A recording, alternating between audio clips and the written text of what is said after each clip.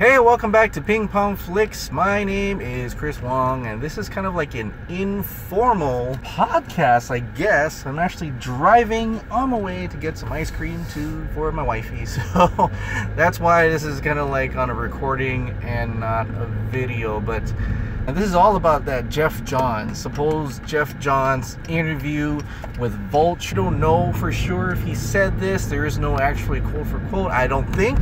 I don't see a speech, a clip, or a video anywhere. So if you guys see one, I'd really love to hear this. One side is saying Geoff Johns doesn't know what they're doing. WB doesn't know what they're doing. They need a Kevin Feige. They need someone to bring this universe together and things like that. And I think if you really read into this, it just sounds like, okay, it sounds like they're doing what DC Comics does. They have your action comics, you got your detective comics, you got your Batman comics, you got your Oranges, you got your Elseworlds. They're doing that with the film universe. And that's what I think is happening here. The other thing is, when they're saying it's not interconnected, I'm thinking it's just not blatantly trying to talk about another film. So you got Wonder Woman, and he puts that down. It's like Wonder Woman, right? It's after Batman v Superman. She has talked to Batman, so in a way it does connect to the other films, but it's not directly connecting to it. It's not an overarching story. It's just stories within that world. So that's fine, and I think that works well. I mean, that is what Marvel does. With Doctor Strange, with Ant-Man and the Wasp, and, well, that's the new one, Ant-Man and the Wasp, and Thor, Ragnarok, in a way.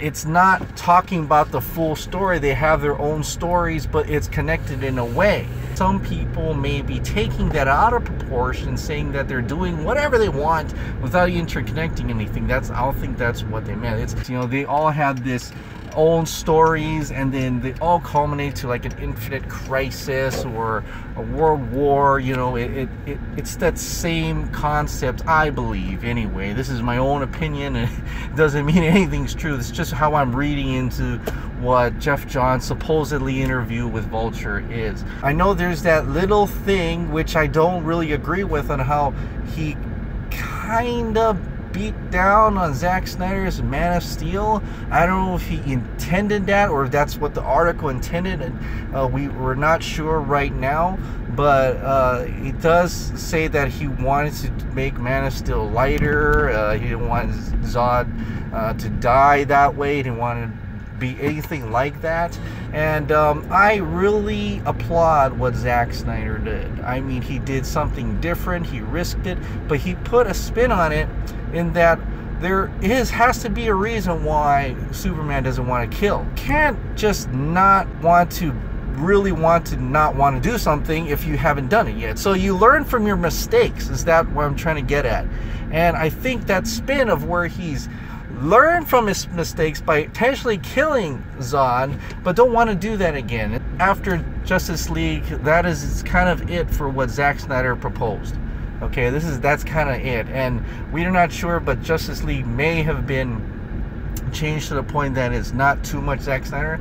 I still believe that they always intended Justice League to be lighter, as Chris Terrell had brought up before Batman v Superman was even released. Let's just say post Zack Snyder world, this is the direction they're gonna take. Flash is now a Flashpoint movie, almost gonna be a little mini Justice League, different Justice League, a different take on the Justice League, because it's a different timeline, it's a different multi-universe.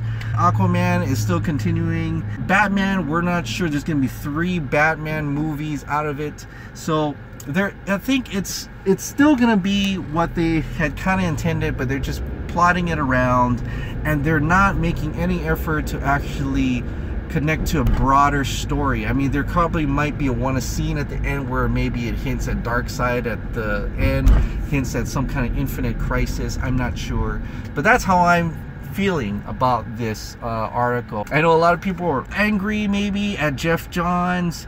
They're angry maybe of the whole situation. There are a lot of people who are actually very happy about it, because Geoff Johns is bringing hope and optimism and all that good stuff, instead of trying to think about interconnecting the story. I think all in all, I think it'll work out.